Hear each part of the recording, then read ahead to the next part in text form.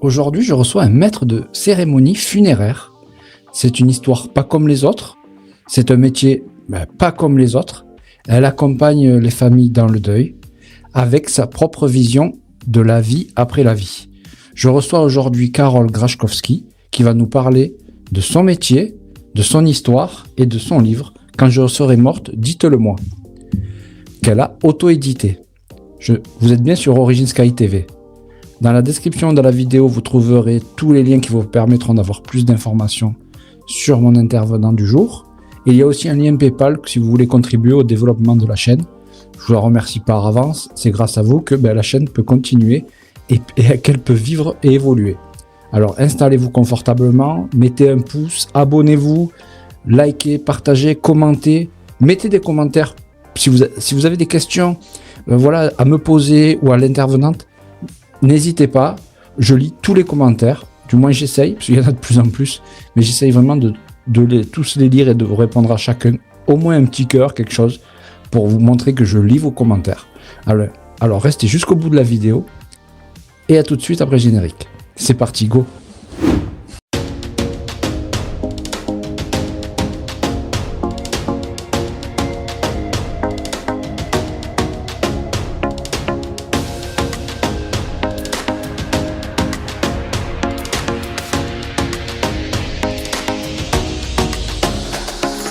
Karol Graszkowski, bonjour, comment vas-tu? Bonjour Sébastien, ça va bien? Toi aussi? Oui, ça va, merci.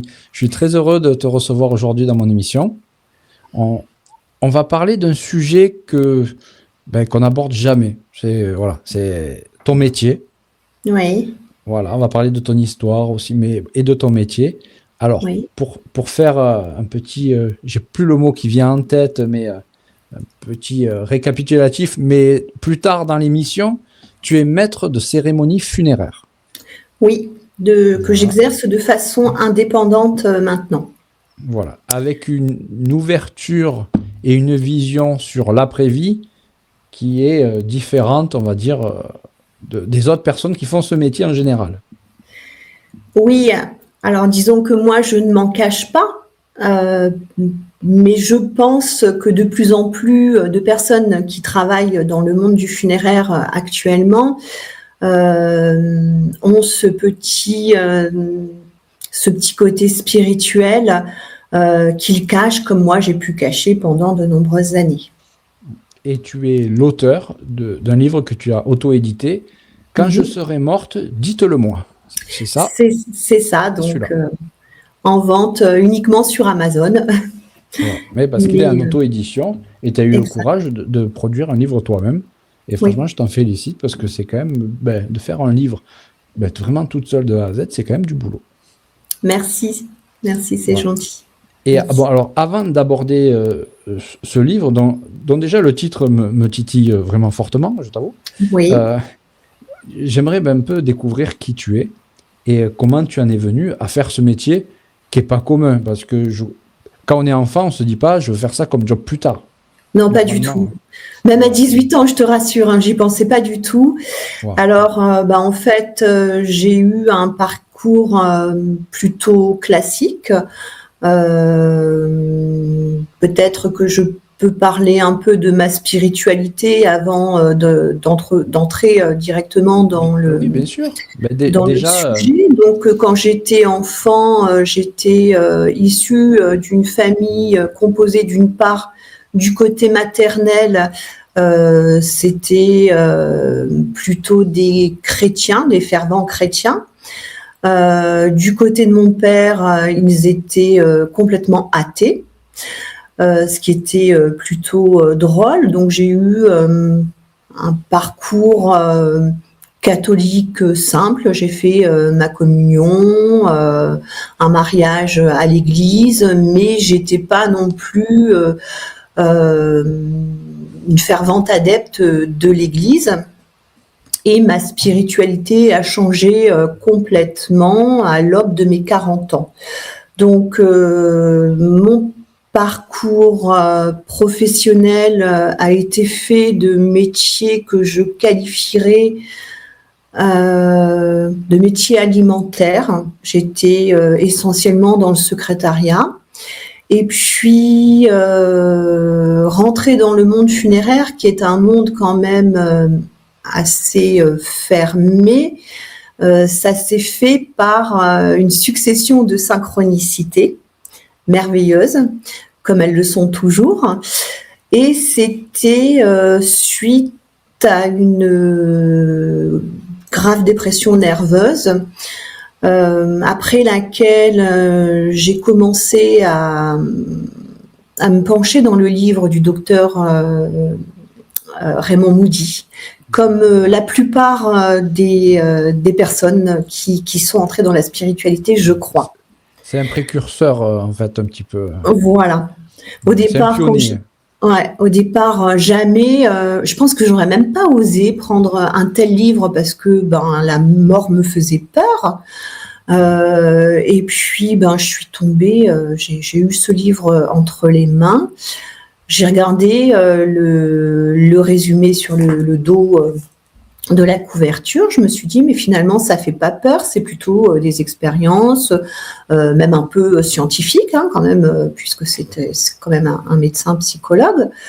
Je l'ai pris et à partir de ce moment-là, j'ai eu conscience que non seulement ce que je cherchais se trouvait ailleurs que dans la matière. Je cherchais à retrouver l'état que je pouvais avoir dans ma vraie demeure. Mais en plus, j'ai eu cette intuition que je pouvais aider les gens à mieux supporter le deuil, quelque part, puisque je le comprenais. De là, je me suis englouti des tonnes de livres. Alors, Anne Givaudan, le premier, c'était Les 9 marches. C'est un livre qui m'a vraiment ouvert les yeux sur l'incarnation. Et puis, de là, j'ai vraiment lu, dévoré des centaines d'auteurs, écouté toutes les personnes qui faisaient comme toi des interviews. Alors ça remontait déjà à une dizaine d'années. Sur YouTube, j'écoutais tous les podcasts, toutes les interviews qu'il pouvait y avoir. Et j'ai acquis la certitude de la survivance de l'âme après la mort. J'y crois pas, j'en suis sûre. Ok. Et est-ce que déjà, dans ton enfance, ton début de vie d'adulte, tu avais des réflexions quand même sur la vie après la mort, la survivance de l'âme? Est-ce que tu t'es posé des questions ou jamais ça t'avait même pas effleuré? Si, j'avais un sentiment que j'appartenais pas. Comment je pourrais expliquer ça? Que j'appartenais pas à la Terre. Alors, je devais avoir 4-5 ans et je trouvais les choses curieuses. J'avais l'impression que la seule chose qui existait, c'était mon monde intérieur, que les gens avaient une interaction avec moi, mais que pas sur sans saveur, il manquait un ingrédient spécial. Voilà. Et j'avais aussi une impression, alors qui va peut-être prêter à sourire, mais que je n'étais pas humaine, que j'étais extraterrestre, ainsi que ma mère. Le reste de la famille, non. Je ne sais pas pourquoi, mais j'avais vraiment cette impression aussi. D'accord. Et tu as eu des confirmations plus tard qu'il y avait quand même quelque chose comme ça?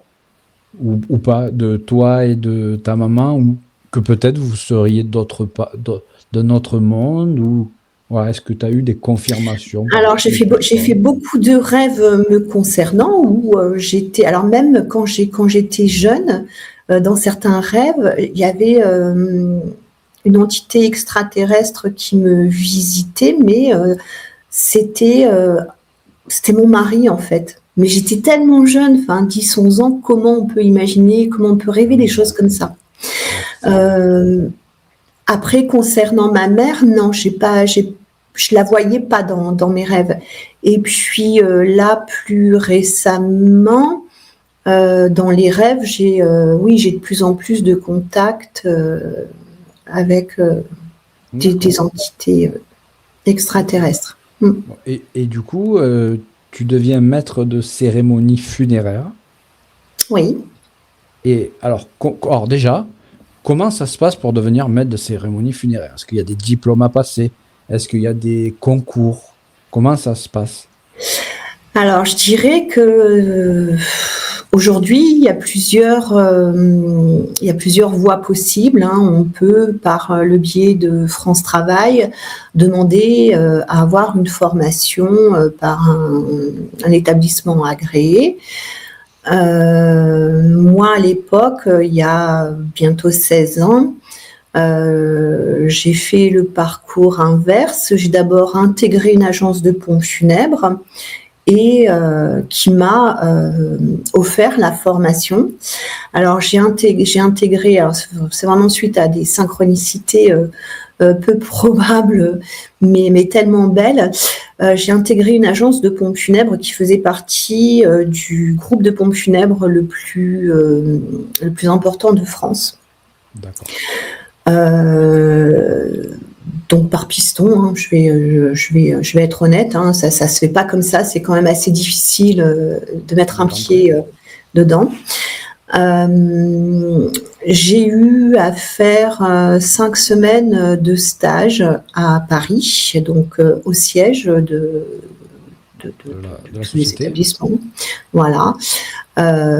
Donc, à l'issue de ce stage, de cette formation, j'ai décroché un diplôme de conseiller funéraire et maître de cérémonie. D'accord. Juste, est-ce que tu aurais un exemple ou deux de synchronicité qui t'ont amené vers ce métier? Tu disais qu'il y avait des grosses synchronicités. Alors, alors j'en parle justement dans mon livre. Avant de m'engager dans les pompes funèbres, j'étais employée dans une mairie. J'étais en train de travailler sur de la comptabilité. Alors, c'est vraiment pas ma tasse de thé, je déteste ça. Mais je le faisais avec sérieux. Hein. Ça m'avait été confié, donc il fallait que je le fasse. Le maire passe devant mon bureau, raccompagne un monsieur que je ne connaissais pas, et il vient me voir en me disant vous avez vu ce monsieur? Je dis j'ai pas fait trop attention. Pourquoi? Alors il me dit en fait il travaille dans les pompes funèbres. Donc je dis ah bon, est-ce qu'il y a un décès dans la commune? Est-ce que je dois rédiger un acte de décès? Il me dit non, pas du tout. En fait, il m'a demandé si je connaissais quelqu'un de sérieux à lui recommander pour entrer dans son entreprise. Il cherche quelqu'un. Donc, j'étais pas du tout intéressée. On en est resté là, et c'est un peu plus tard, hein, peut-être 2 mois, il me semble 2 mois plus tard, quand j'ai voulu mettre fin à ce travail qui me pesait énormément en mairie, quand j'ai évoqué le désir de travailler dans les pompes funèbres, ce monsieur est ressorti. D'accord. Ouais, c'est vrai que belle synchronicité en tout cas. Ouais. Et bien entendu, c'est lui qui m'a recruté. Alors, je ne vais pas entrer dans les détails, ça sera un peu long, mais voilà. D'accord. Et quand tu commences ce métier, tu es conseillère funéraire, c'est ça? Conseiller funéraire et maître de cérémonie. Maître de cérémonie, d'accord. Voilà, c'est systématique. Alors, il y a beaucoup de conseillers funéraires qui refusent d'exercer la fonction de maître de cérémonie parce que c'est quelque chose de difficile psychologiquement et intellectuellement. Il faut oser se tenir devant une assemblée, garder son sérieux, garder ses larmes, parce que des fois c'est quand même compliqué, et puis s'exprimer de la part de la famille, s'exprimer pour expliquer le déroulement de la cérémonie, pour diriger les gens, etc. Donc il y en a peu de conseillers qui osent réellement s'exposer. Mais moi, j'ai pas eu le choix. En fait, quand j'ai été recrutée, ils recherchaient un conseiller funéraire, mais avant tout un maître de cérémonie. D'accord. Comment tu vis, disons, ta première année dans ce nouveau métier? Est-ce que pour toi, tu te sens à ta place? Tu sens que tu es faite pour ça? Est-ce que c'est pas trop dur émotionnellement? Est-ce que tu as déjà cette ouverture d'esprit d'une vie après la vie? Comment tu gères ce début de carrière? Alors, cette ouverture d'esprit de vie après la vie, oui, j'en suis déjà convaincue à ce moment-là. Enfin, non, je ne vais pas dire que j'en suis convaincue, je vais dire que j'y croyais. Après, ce qui était bizarre, c'était le fait que j'avais aucune surprise. Je connaissais pas ce qui m'attendait. J'avais jamais travaillé dans les pompes funèbres. Même 20 ans avant, on m'aurait parlé de pompes funèbres, je savais même pas en quoi ça consistait. Pour moi, c'était juste un magasin qui vendait des plaques et des fleurs. J'y connaissais strictement rien. Mais en fait, j'ai eu aucune surprise. Comme si tout était naturel. Comme si j'avais fait ce métier depuis toujours. Que c'était tout à fait normal que j'exerce cette profession. Après, au niveau émotionnel, alors déjà, c'est un milieu où je n'ai jamais autant ri. Ça m'a libérée. La moindre chose, on explosait de rire. Alors déjà, il y avait des gaffes, hein, on faisait des gaffes forcément. Puis dans ce milieu-là, quand on fait une gaffe, forcément, ça se voit. Mais aussi, même avec les familles endeuillées, il faut pas croire que, alors les familles versent des larmes, mais il y a beaucoup d'éclats de rire, beaucoup, parce qu'on se souvient du caractère du défunt, des anecdotes, des choses comme ça. Ouais. Et puis après, il y a aussi prendre conscience que nous, on est vivants.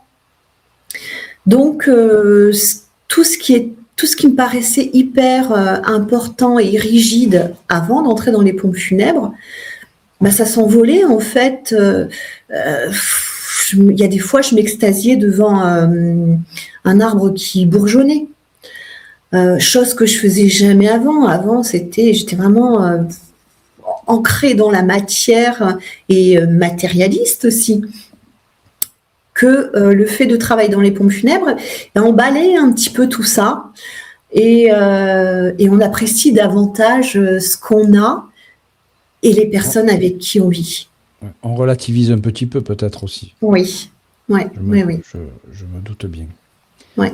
Et on se rend compte du cadeau d'avoir ses enfants à côté de soi, d'avoir son mari, d'avoir son frère, sa sœur, ses parents, enfin tout est cadeau. Tout devient cadeau. Est-ce que lors de cérémonies, est-ce que tu as vu des choses invisibles, disons?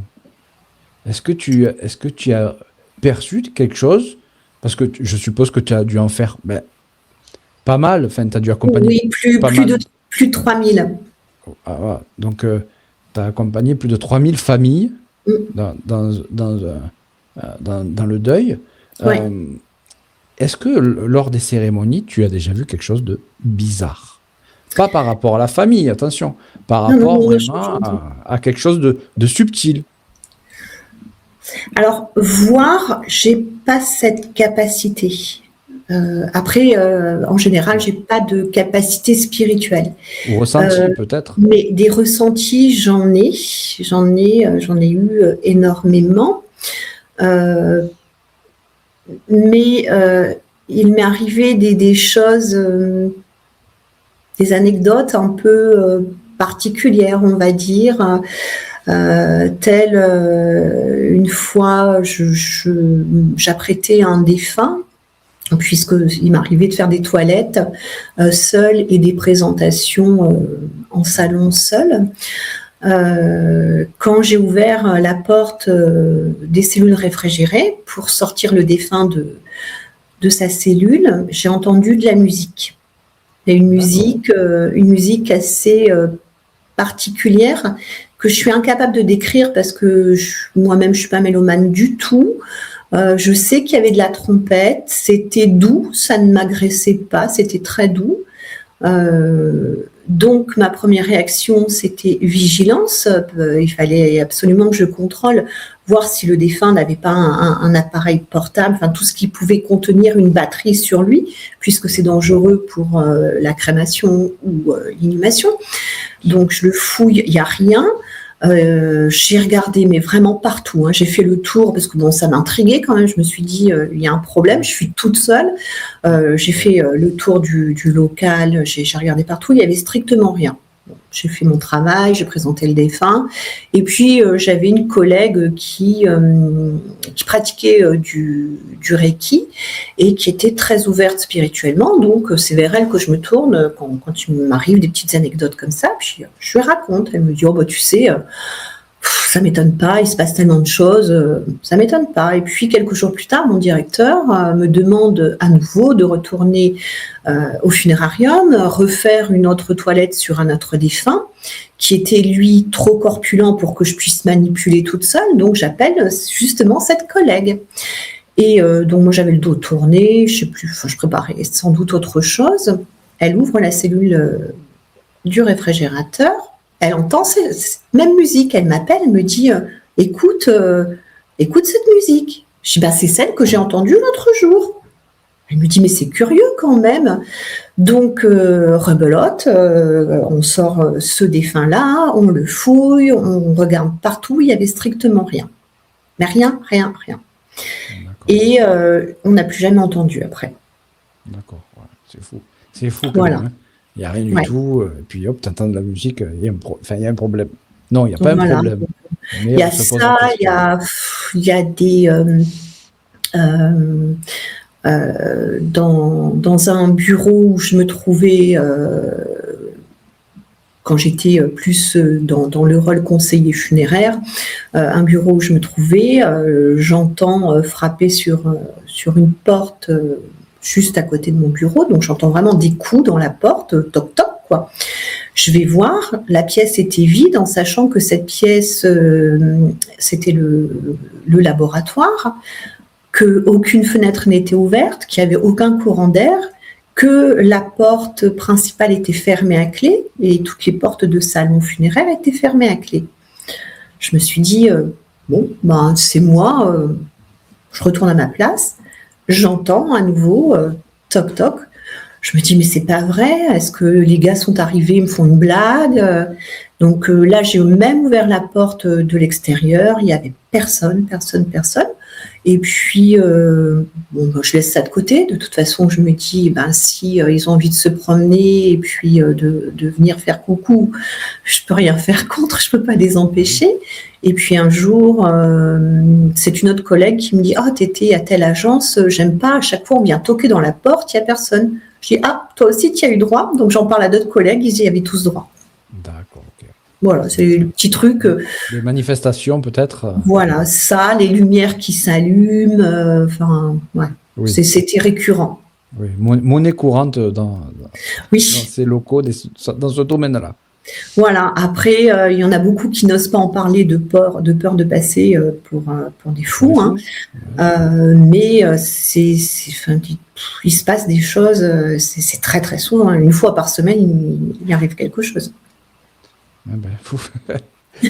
Aujourd'hui, tu es maître de cérémonie funéraire indépendante. C'est-à-dire que tu as ton compte, toi. C'est ça. C'est ça. Tu as une société à ton nom. Oui. Qui se nomme, c'est pour les gens qui voudraient. Pareil, Caroline Rongrajkowski. D'accord. Ouais. Et alors, comment ça se passe? Parce que moi, j'ai vécu un décès de mon père il va avoir 1 an, là. Ah oui, c'est récent. Dans 3 semaines, à peu près. Oui, c'est ça. Les pompes funèbres viennent, tout est pris en charge, tu poses même pas de questions, juste tu payes à la fin. Voilà, c'est comme ça que ça se passe. Voilà, et puis les prix, ça se négocie pas, soi-disant. Tu vas nous expliquer un petit peu plus tout ça en détail. Oui. Comment ça se passe, le déroulé du moment où des personnes déjà te contactent, parce que forcément, il faut une chambre funéraire, il y a tout ça, vu que tu as, alors peut-être je me trompe, mais tu as ton compte, est-ce que toi, tu as des locaux avec tes chambres funéraires à toi? comment ça se passe pour qu'on contacte un maître funéraire, un maître de cérémonie funéraire indépendant? C'est très compliqué parce que je pense que je suis précurseur dans ce domaine.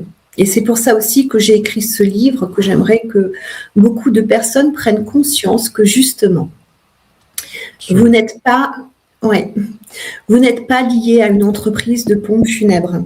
Vous avez des choix, vous avez des droits, c'est hyper important. Moi, je rencontre beaucoup de difficultés. Honnêtement, je ne sais pas si je pourrais maintenir mon activité encore bien longtemps, malgré les publicités qui sont passées, parce que les gens ne comprennent toujours pas qu'ils ont ces choix. Donc, j'ai fait ce choix d'être indépendante, déjà parce que de nombreuses familles, quand je travaillais, me demandaient si ils prenaient un autre prestataire de pompes funèbres, est-ce que moi je pourrais quand même aller officier sur leur cérémonie. Donc c'était impossible, évidemment. Ça m'a poussée à prendre confiance forcément en mon projet. Or, ça s'avère pas du tout comme ça, parce que les gens n'arrivent pas à se détacher de ce mode, il y a un décès, j'appelle le pompe funèbre tout de suite. Et bien entendu, le pompe funèbre ne va pas dire « je vous propose Carole Krajkowski comme maître de cérémonie ». Il gère tout de A à Z et on ne pose pas de questions. Exactement. Grosso modo, quoi. Voilà. Alors qu'en fait, oui, ils peuvent choisir, même si le corps du défunt va à des pompes funèbres, n'importe lesquelles, ils peuvent choisir un maître de cérémonie pour la cérémonie qui ne fait pas partie de la société des pompes funèbres où est le corps du défunt. Exactement. Voilà. Exactement. Et du coup, ils te contactent, disent, voilà, une famille donc te contacte. Oui. Toi, quel est ton rôle à partir du moment où ils te contactent? Est-ce que tu es juste là pour la cérémonie, pour officier, oui, c'est comme ça qu'on dit, hein, officier la cérémonie, ou est-ce que déjà avant, tu prends des dispositions? Alors, la famille doit d'abord voir les dispositions les disponibilités en matière des pompes funèbres, enfin, du côté des pompes funèbres, et vérifier les miennes, bien entendu. À partir du moment où elles ont contact avec moi, je les rencontre alors soit à leur domicile, soit sur le lieu de repos provisoire du corps du défunt, donc au funérarium, ou encore à leur domicile à eux, parce que peut-être que je reviendrai dessus tout à l'heure, mais c'est pas plus mal de garder un corps dans son domicile. Et puis de là, déjà, on essaie de voir si le défunt avait émis des volontés, chose que je conseille fortement aussi. On essaie de respecter ses volontés en matière de musique, de projection de photos, de vidéos, de lecture de textes. Est-ce que le défunt avait déjà choisi des textes, des poèmes? Est-ce qu'il avait écrit un texte lui-même? Est-ce qu'il l'avait enregistré, qu'on a juste à le diffuser via un audio? Voilà, donc il y a déjà cette partie-là, cet échange autour des volontés du défunt. Et puis après, moi, j'essaie de creuser davantage, faire vraiment, quelque chose... Pas de souci, c'est pas grave. Faire vraiment quelque chose qui lui corresponde. Donc, mon rôle, c'est ça, en fait. Je prépare la cérémonie avec la famille. Et ensuite, je suis présente sur le parcours des obsèques. Donc, en fonction, si ma présence est requise pour la mise en bière, je peux y aller de la mise en bière jusqu'à l'inhumation du cercueil ou inhumation de l'urne. D'accord. Alors, on va faire une petite aparté sur sur les tarifs. C'est-à-dire que, sans dévoiler tes tarifs, ni les tarifs des pompes funèbres, mais il faut que les gens, ça tu me l'avais expliqué avant, il faut que les gens sachent qu'en fait, le tarif, ça peut être négocié. Oui. Voilà, de un. Et de deux, parce que, je l'ai vécu il y a un an, donc je vois quand même à peu près de quoi je parle, c'est relativement cher. Oui, c'est cher. Voilà. Si la personne n'a pas une assurance obsèque, disons que c'est relativement cher. En te choisissant toi, par exemple, du coup, ils peuvent économiser, c'est peut-être pas le bon mot, mais disons qu'il peut y avoir une différence tarifaire. Non, pas pour nous, non. Mais je veux dire, toi, par rapport à des pompes funèbres, c'est ça que je veux te dire. Alors, moi, le tarif que je demande, il englobe la préparation de cérémonie. Donc, je me déplace, je vais voir la famille, comme je l'ai expliqué, et toutes les opérations liées justement au déroulement des cérémonies. Donc, ça peut être cérémonie civile au crématorium, dans une salle des fêtes, voilà. Donc, j'ai établi mon tarif en fonction de devis d'autres prestataires funéraires. Je suis dans les clous, etc.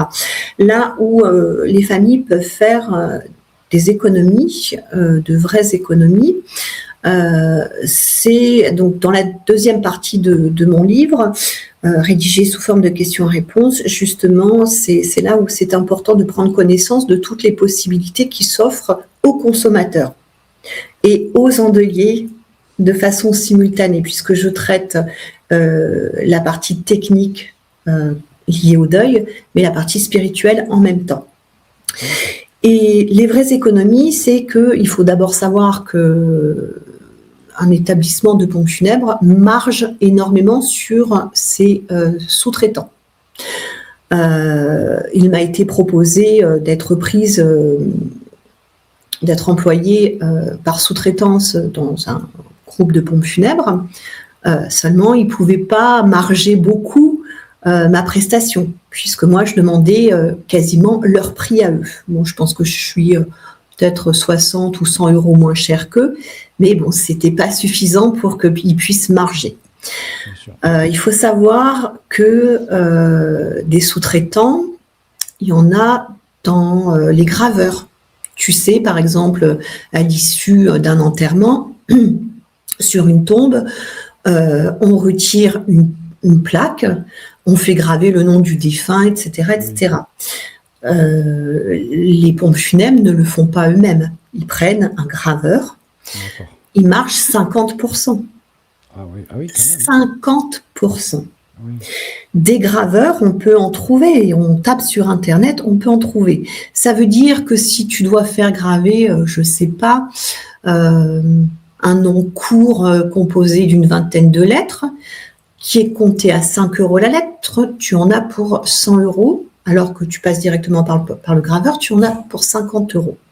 Mais oui, c'est doublé, quoi. Et ainsi de suite sur d'autres prestations. Oui, ça chiffre vite. Les cercueils, les cercueils, normalement, c'est une prestation fournie obligatoirement par les pompes funèbres, sauf qu'on peut quand même les faire réaliser nous-mêmes ou les faire. Un menuisier peut faire un cercueil magnifique, il suffit de le faire homologuer par la DAS et que le cercueil soit d'une épaisseur de 21 mm minimum. D'accord. Enfin, il y a plein d'astuces comme ça. Creuser une tombe, n'importe qui a dans son entourage peut creuser une tombe lui-même et ça peut faire économiser dans les 800 euros. D'accord. Oui, il y a plein de... Et tout ça, en te contactant, tu fournis tous ces renseignements aux familles qui te contactent? Non, je ne les fournis pas, sauf si on me le demande. Comme il n'y a pas de tabou et que je n'ai pas peur de me faire taper dessus en disant la vérité, puisque de toute façon, je suis une chercheure de vérité quelque part, je ne vais pas m'en priver de dire la vérité. Oui, les personnes qui me le demandent, je peux les guider. Après, je reste toujours sur une certaine réserve en disant, attention, est-ce que vous avez la possibilité de le faire? Oui. Voilà. Bon, chercher un graveur, oui, il n'y a pas de souci. Et moi, j'encourage les graveurs maintenant de se faire connaître.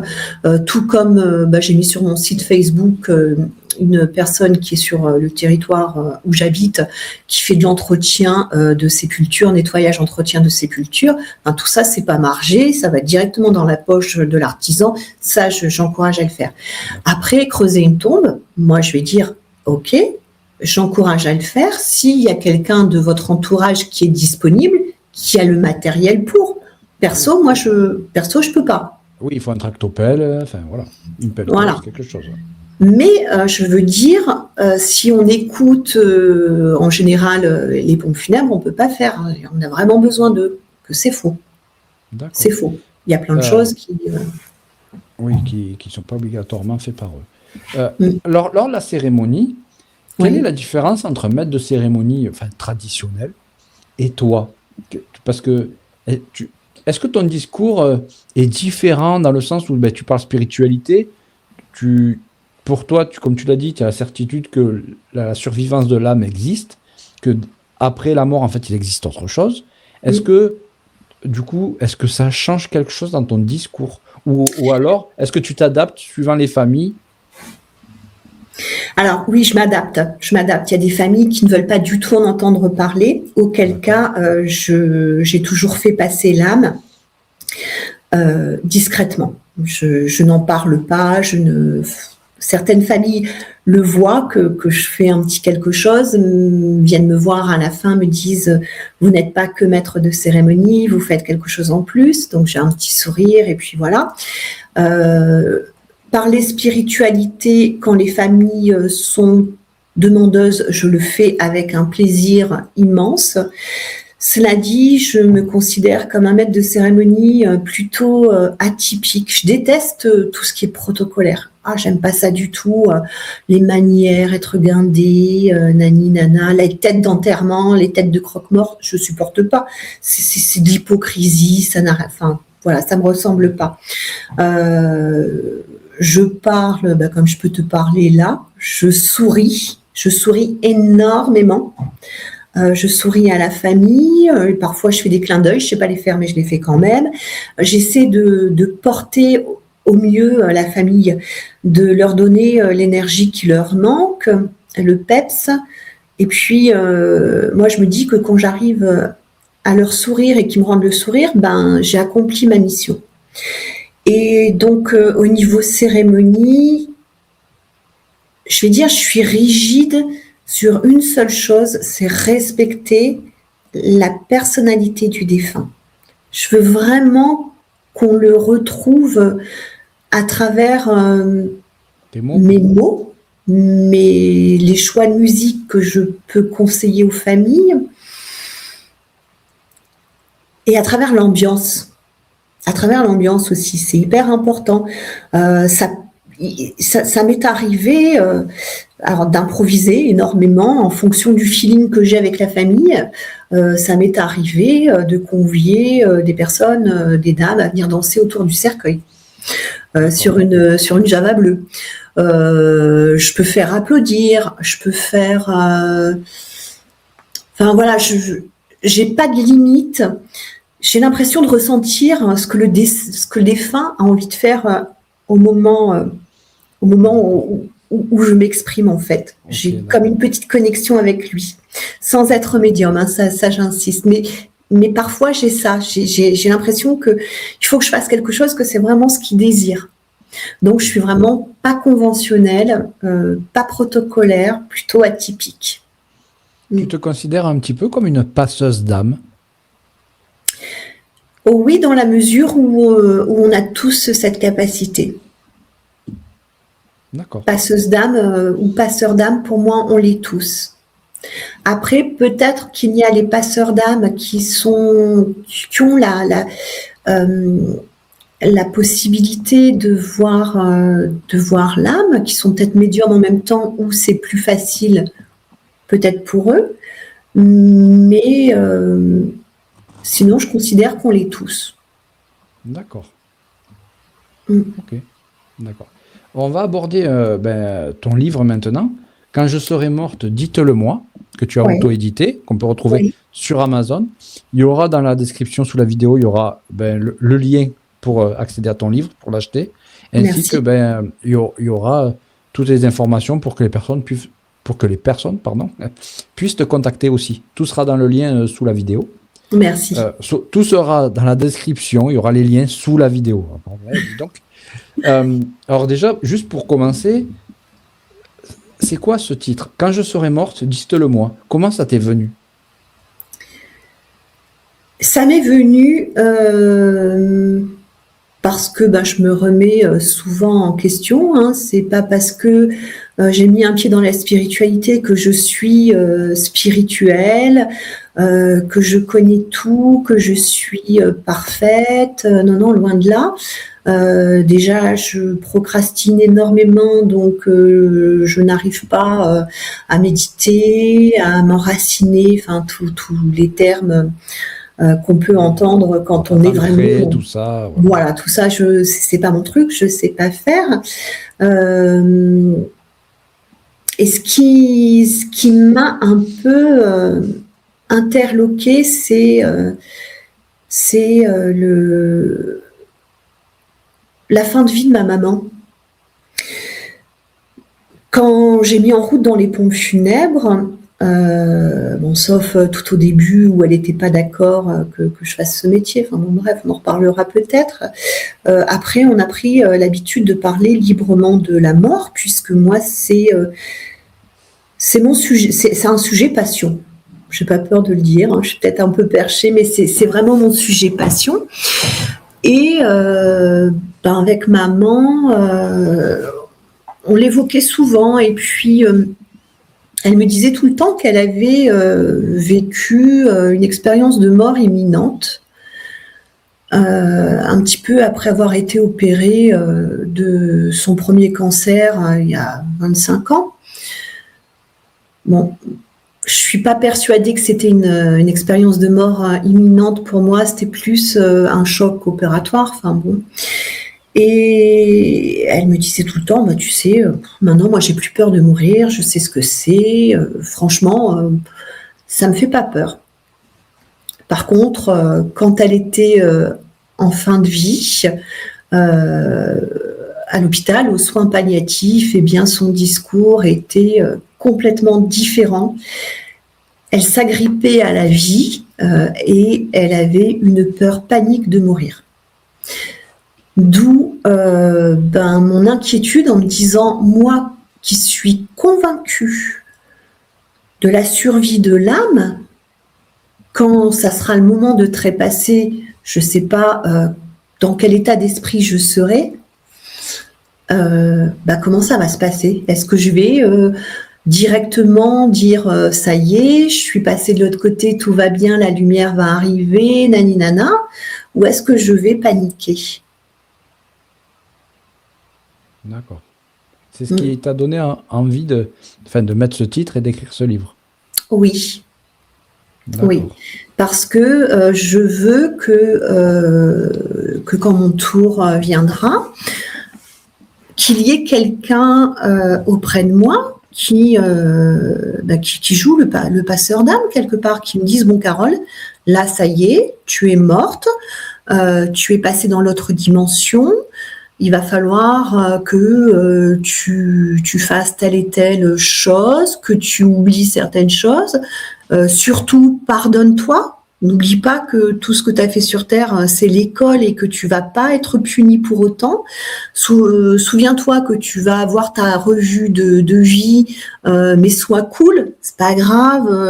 Enfin voilà, toutes ces choses-là, je veux qu'on me les dise, parce que je ne sais pas, est-ce que je vais, comme quand tu as reçu Nicole Dron, elle l'avait expliqué avant de voir la lumière, elle a eu un moment, alors elle ne parle pas de ténèbres, loin de là, mais un moment où elle était dans l'obscurité totale, et si moi j'arrivais pas à en sortir, et si des âmes n'arrivent pas à en sortir, alors qu'il suffit, on sait qu'on est omniprésent, qu'on entend tout, il suffit que quelqu'un de bienveillant lui dise, bon voilà, vas-y, continue, appelle, il y a quelque chose qui arrive. D'accord. Donc voilà, de façon un peu égoïste, j'ai utilisé ce titre. Quand je serai mort, dites-le moi. D'accord. ça a été pris comment parce que là, tu parlais par rapport que ta maman n'était pas trop d'accord que tu fasses ce métier, mais comment ça a été pris par tes proches que tu veux faire maître de cérémonie funéraire, de Alors, travailler là-dedans, quoi. rentrer dans les pompes funèbres, ça a été plutôt drôle. Ouais, c'était drôle. Mon mari, forcément, l'a accepté puisque il côtoyait la mort dans sa profession de façon assez régulière. Mon fils aîné, qui avait 13 ans à l'époque, nous a fait de l'humour très très drôle en disant bon ben papa les ramasse, maman les enterre, on change l'étiquette sur la sonnette, on marque famille Adams. Par contre mon père, ouais c'était rigolo, c'était il tient l'humour de son père. Enfin, bon bref, mon père était perplexe. Style, de toute façon, pourquoi pas, il en faut des gens comme toi. Alors, c'est la phrase que j'ai entendue des millions de fois. Il en faut des gens comme vous. Ben oui, il en faut des gens comme vous. Ma mère était... elle était bouleversée pour elle. Alors déjà, je sortais d'une période dépressive très difficile. Donc, je lui semblais bien trop fragile pour pénétrer dans le monde des pompes funèbres. Donc, on en a discuté un petit peu et je sais que quand on a raccroché, elle a appelé mon frère parce que dans ma famille, c'est comme ça, on est tous bavards et pipelettes, donc hop, c'est un petit peu le téléphone arabe. Hein. Et mon frère m'a dit, quand maman m'a appelé, on pleurait tous les deux. Et moi, je n'ai pas pu m'empêcher d'éclater de rire en me disant, mais je suis pas morte, quoi. Je vais travailler dans les pompes. C'est pas toi qui vas mourir, tu vas travailler là-bas, quoi. Ouais. Voilà. Donc c'était un peu drôle au niveau des réactions. Oui, vas-y, dis-moi. Et puis au niveau du public, mes premières apparitions en tant que maître de cérémonie. Alors j'habite un environnement très rural quand même, traditionnel. Tu es vers où pour que si les personnes regardent cette émission et que malheureusement ont besoin de tes services? Vers Clermont-Ferrand. Clermont-Ferrand, Issoire, ouais.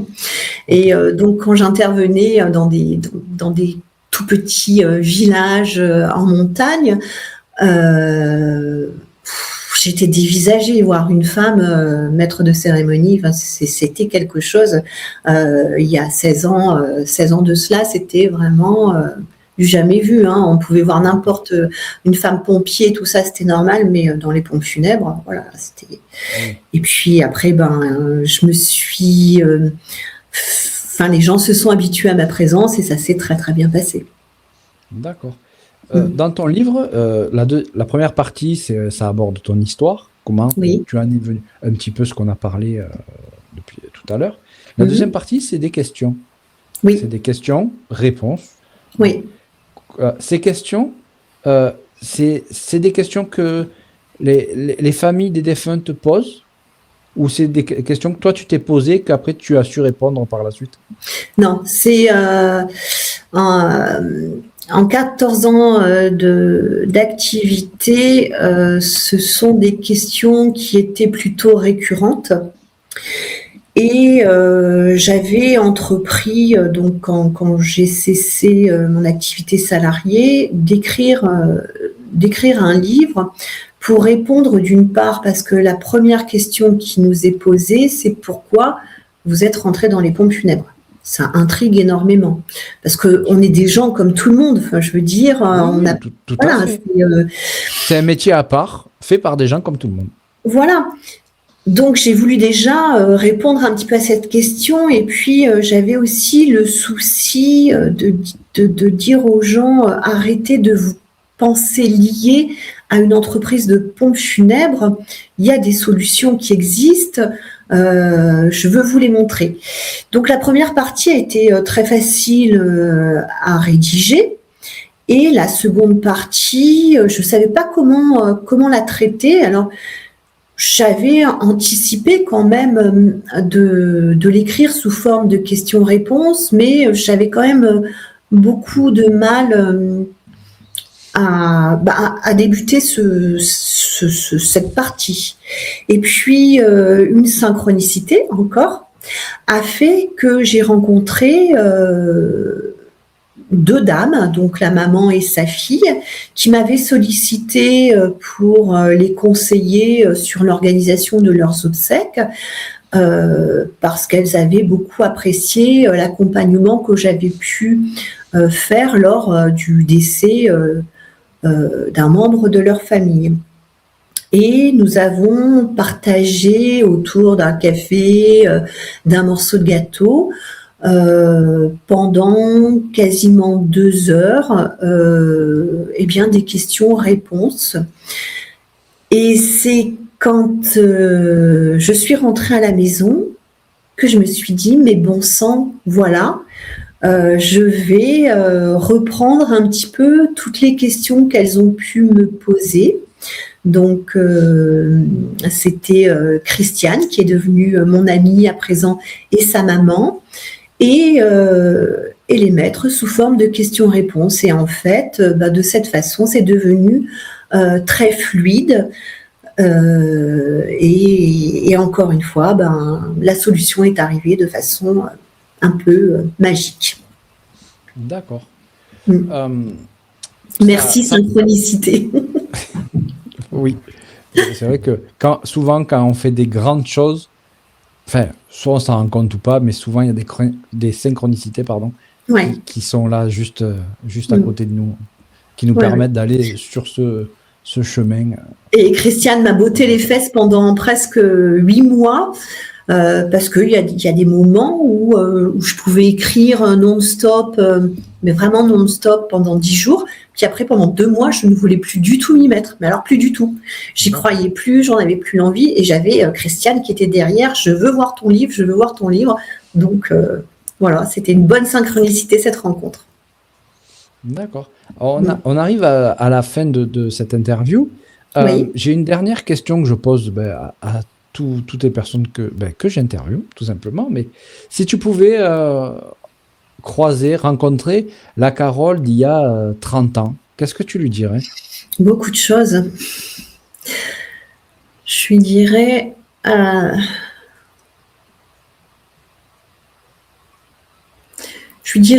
tais-toi, observe, accepte. D'accord. Ces 3 mots. Ouais. Ok. Ça te parle quand tu prononces ces 3 mots et tu te dis que oui, c'est ce que tu aurais dû faire il y a quelques années en arrière? Oui, tais-toi, parce que je suis Capricorne, pardon, et j'ai tendance à toujours baisser la tête et foncer, dire ce que je pense, etc. Et en même temps, j'ai ce côté qui fait trop confiance à des gens qui en ont abusé. Donc, avec le recul, je me dirais, tais-toi, ne dis rien, ne partage plus, ne dis plus rien.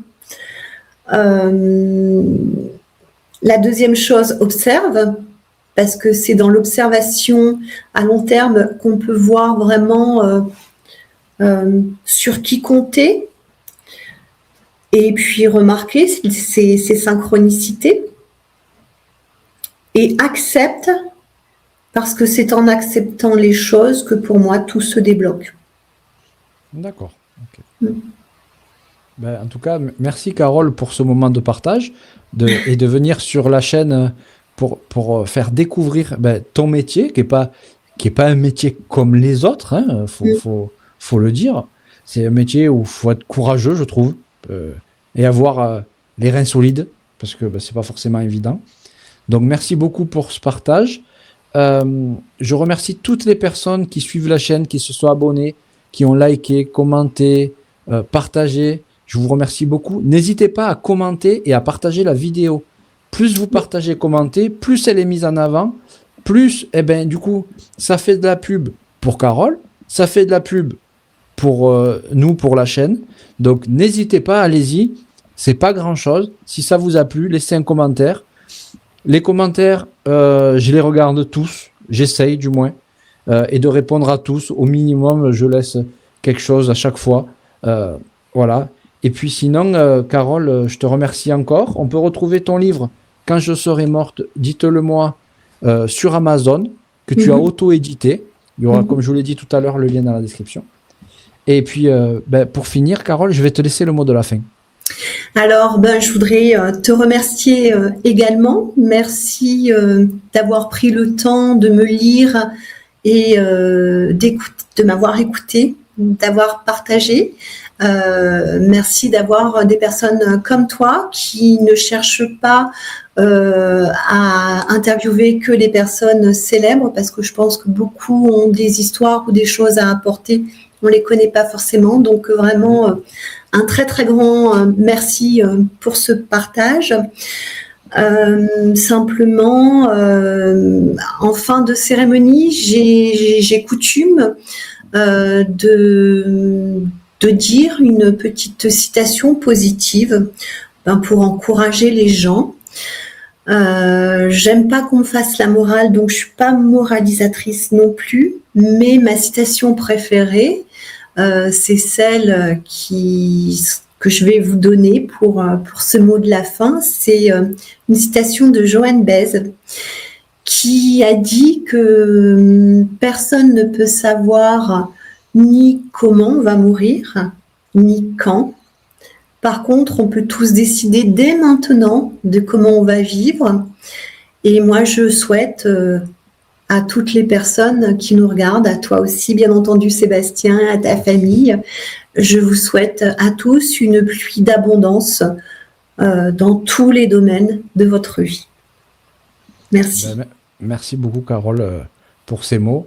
Merci. Et puis, passez une belle soirée et je vous dis à bientôt pour une prochaine vidéo. Au revoir. Merci. Au revoir.